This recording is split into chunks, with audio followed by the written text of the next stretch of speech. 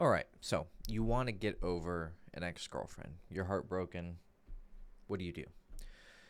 First, you need to realize that you will never really be over her until you prove to yourself, and you prove to yourself by achieving it, getting a girl who is as hot or hotter than her and as cool or cooler than her, right? Has a good personality and then has the girlfriend quality traits that are pretty objective when it comes to being a good person and a good partner. If you don't do this, she's always going to be the one who got away, right? If you date a girl who's not as hot as her, you're always going to be feeling that lust towards the ex-girlfriend who might have been toxic, but she's really hot or really beautiful or really sexy. If she's not as smart or cool as the girl, you'll feel the same way with regards to her personality. So you need to get someone who is at least, at the very least, equal or a better package overall. Anything less, and you'll always kind of be coping and yearning after that person, because even if they treated you like shit, there's a part of us that will see it as someone who was, hotter or better than me dumped me, and I'll always feel a little bit lower than them, right? I don't like to reduce people to these things too much, but when it comes to this specific thing, your pride and your ego, that's a lot of what's hurt in your breakup, right? Because we're presuming in most cases you were the one who was dumped. It's not going to be as hard as if you were the one who dumped her, right? Because you dumped her for a reason. But when we're dumped, there is a very clear message of like, you weren't good enough for me, right? So your pride or your ego is hurt, and you need to resolve that by getting someone who's better. I don't think this is a step that you can skip. You can do all the therapy that you want. You can do all the introspection that you want, and that is going to be part of the solution as well. But you have to do this part, okay? So yeah, you need to get out there. You need to get approaching, talking to girls, leveling up your game, going after girls who are better than her, and then eventually getting a girl who is better than her. And then you won't think about her too much. And that's generally what I did in my past. Every time a relationship ended, I leveled up until eventually I, got someone who's just, I guess you could do marginal improvements in one area or another, but no one's really perfect. But once you reach a certain height of like, these are my 9s and 10s, okay, and then it's just a game of like, if that relationship ends, can you replicate and reproduce your results? If you can, then, you have a good skill set that's going to keep you happy, no matter if you stay in a relationship with someone or move on to a different person. And also it's going to give you a sense of abundance, because you realize that, everyone, it's kind of harsh to say people are replaceable, but, they are.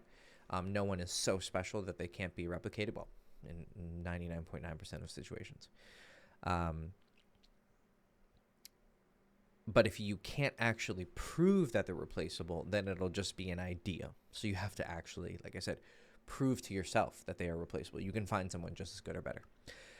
Then the second and the third part are going to be like the introspective things, right? The reflective replaying of the relationship. So the first one is going to be on your end, right? What did I do wrong? And then the other one is going to be, what did they do wrong? What did she do wrong? Realizing what you did wrong in any aspect. You were jealous, you were, too emotional, you were overly vulnerable, not vulnerable enough. You were kind of an asshole, kind of a dick, or you cheated on her, or whatever, right? Things that you think you did wrong in any respect, from communication to faithfulness, to just having the right attitude, okay? Now, this is hard because you have to actually know what was correct and what was wrong, right? And a lot of mistakes that guys make in this field is they don't know what they did wrong, right? The most common mistake is when guys think they were too nice, and so they start becoming assholes. But what they do is they overshoot the problem, and they make some improvements when it comes to like standing up for themselves, having boundaries, not tolerating bullshit and disrespect. But then they take it so far where they just become the monster that they hate, Whatever, monster hurt them, they just become a monster in return, right? And they do this because at some point they do reflect on the relationship and go, for whatever reason, maybe they see guys who are assholes succeeding with girls, but, they're just seeing the surface. They're maybe not seeing the, all the drama that he deals with in the back because he is an asshole. But they make some sort of an error in their reflection, and they come to the wrong conclusion, right? So this is where having someone who is an experienced and knowledgeable coach or a mentor is going to be really, really important. Otherwise, you have to learn things on your own, which, again, you can do, but that's very, very difficult. It's going to take a lot more time. It's going to take a lot more effort because you're going to be kind of feeling around in the dark trying to figure out things on your own. I kind of did a mix, right? I kind of started my journey on my own and started to make some progress, and then I met Chase, and he started giving me a lot of advice, and that kind of helped, put my progress on rails. And then once, I started finding my own way again, then I just, accelerated into, fucking Jupiter. And, now I'm kind of more of an independent thinker and kind of going in my own little direction. So you need to find some guidance in most cases, unless you're just absolutely brilliant and clever, right? But if you were, you probably didn't need this video. It's on getting over an ex. So you need to start looking at what you did wrong. What were and also what you did right? So you don't want to throw out the baby with the bathwater. You don't want to overdo it and throw away a good habit that you did because, you look at, I didn't handle this situation correctly and I just need to completely change how I approach it, right? But actually you did some good parts, you just didn't, execute it well enough. Then the third part, step 3, but the second part of this kind of reflection is going to be going over what she did wrong. Now, this is actually going to serve multiple purposes. It's going to help you take her off any pedestal that you may have her on, which again is very likely if you got dumped. And you're going to realistically evaluate errors that she made, right? When she was toxic, when she was bad at communication, when she was a piece of shit, when she was disrespectful, when she was, unfaithful, whatever, right? It's going to be flaws in her character, like her integrity, and then flaws in her behavior, where it wasn't necessarily bad what she did, but it wasn't evil, but it was immature, right? Or it was just in conflict with who you are. Like, I don't know, let's say you were dating a girl who is kind of a homebody, right? And she doesn't really want to go do much, and you're a busybody, right? Well, that's just an incompatibility between you two, right? It's not necessarily something that is a character flaw on her part, and it's not like an integrity flaw on her part. It was just an incompatibility, right? So you're going to recognize that as well, but also in addition to errors that she is actually making. And what this is going to do is it's going to give you a strategy going forward for when you find someone else, a new partner. You're going to be on the lookout for this. You're going to be like, look, they may be really cool and interesting and whatever, and really hot and sexy and beautiful, whatever. But if we have too many incompatibilities, the relationship is going to be naturally, there's going to be a lot of friction because we're just not a good mix.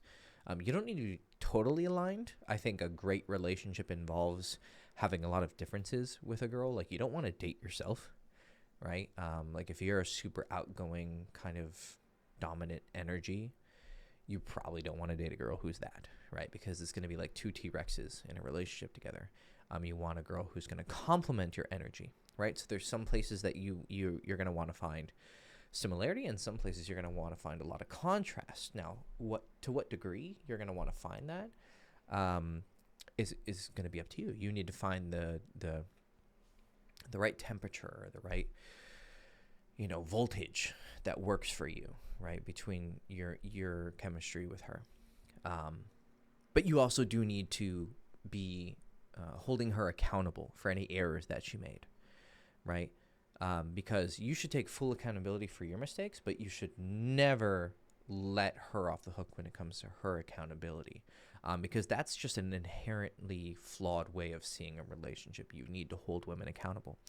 If you don't, it's great to have a self-improvement mentality where everything is kind of your fault, right? So you can force a very extreme level of self-reliance, but there gets to a point where you're just being dumb and not blaming the girl when she's blameworthy, right? So you're taking account of what you're doing wrong and what she's doing wrong. And then the last step is a little bit more philosophical, but you just need to realize that everything is impermanent. Everything is going to end at some point, and it's a truth that you need to get very, very, very intimately comfortable with. If one of you doesn't get bored of the other, annoyed of the other person, unattracted to the other person, and one of you leaves the other, then one of you is going to die, right? And that's going to also lead to a separation, right? This could, of course, lead into a discussion about what you think happens after death, right? I'm a Buddhist, so I believe in rebirth, and so there is a chance that you could, meet them in a different life, right? And I think that people that you do meet where you have this really intense spark with them, they're probably a familiar face to you. You've probably run into each other probably somewhat recently in the past, right? For better or worse, right? But that's my belief framework. You may not believe in that, but the truth that you can't deny, no matter how hard you try, no matter what you believe, is that it will end, right? And so you need to get comfortable with that. But the good news is that if you learn how to communicate, you learn what women like and what they don't like, and you learn how to improve yourself as a man, both in your ideas and your behaviors, then probably the only inevitable impermanence that is going to destroy your relationship is going to be, death. Because you're going to be really good at maintaining a stable and healthy relationship. That's also fun and exciting, right? You want stability, but you also want fun, and these are not necessarily in conflict with each other. But yeah, so, the first part is they're all very difficult to do, right? Get back on the horse, bro. You just need to get out there. You need to start approaching girls as fast as possible. A lot of times I think guys are going to be inclined to do the parts 2 and 3 where they messed up, but I think they're just going to use that as an excuse to stew in their misery, right? I think you should just get out there and start approaching girls. Do I think that having rebound sex is going to help? Maybe in some cases, maybe not, right? Maybe in some cases it might even hurt, right? You hook up with a girl and then, it's not as emotionally fulfilling as it was with your ex. And then that makes you contrast this new girl with your ex. And then it makes your ex look even better, right? So if you're a really emotional guy, you probably don't want to go out and get some casual sex. I think that will actually hurt you more than it'll help you. But if you are the type that, you just need to get back on the horse and get a W under your belt, then that might help you. But that's a whole discussion about, how much casual sex you should be having, right? But ultimately, my point still stands that you'll never really fully be over her unless you're dating girls who are just as hot and cool and good as she is or better, right? But you're not going to get to that point unless you get back out there. So I urge you with the utmost urgency to get back out there and approaching more girls and talking to more girls and not stewing in your bullshit, especially if you are an emotional guy, okay? And you're probably watching this video because you're a little bit more emotional of a guy, so this prescription is going to apply to the majority of you watching this. But on the other end, on the other end of the spectrum, there might be a guy who you're not so emotional, but you're still you're still emotional. I'm not saying you're fucking a robot, but you're not maybe in that camp, but you still feel, some lingering attachment. But you maybe, if you're on that end, you need to focus on the other stuff, right? Because you are the guy who's going to go out and, get some new pussy and blah, blah, blah, and I feel good, or start dating a new girl and okay, cool. But then if you don't do steps number 2 and 3, you have to do all of them. You can't just do number 1, right? If you don't do number 2 and 3, what's going to happen is you're going to carry all the bullshit baggage from your older relationship into the new one, and you're probably going to end up nuking that relationship. either by carrying your bullshit and just continuing the bad habits that inevitably lead to conflict and why you poisoned your last relationship, or if you don't learn how to avoid the things that your ex had by going, oh, she had these traits and these traits and these traits, I should look out for these in new women that I'm meeting.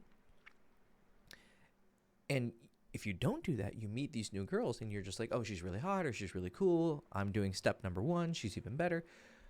But you're not looking for traits that are inherently incompatible with you or just like not good traits in a girl in general. Because people tend to date in patterns, right? They don't tend to change their types too drastically all the time, right? So you're probably going to find someone relatively similar to your ex, physically, personality-wise, etc. And she's just going to have the same problems as your ex did, and you're just going to, same story, right? Sequel after sequel, but it's pretty much just a rehash of the first movie. So you need to sit down and really introspect, right? Especially if you're a guy who doesn't. Right? So if you're an emotional guy, you need to really get out there really fast. If you're not so emotional guy, you need to spend some time reflecting and introspecting. But you have to do, both of you have to do the whole package. And then of course, step number 4, realize that everything is impermanent because that's just the way universe works. If you want to escape it, well, that's a totally different video and a totally different channel. So wish you guys the best. Hope you enjoyed the video. If you like my stuff, check the description. I have a texting book. I have an approaching course for day game, and then if you're interested in working with me one-on-one, you can sign up for a coaching consultation and we can discuss that. Cool. All right, love you guys, wish you the best.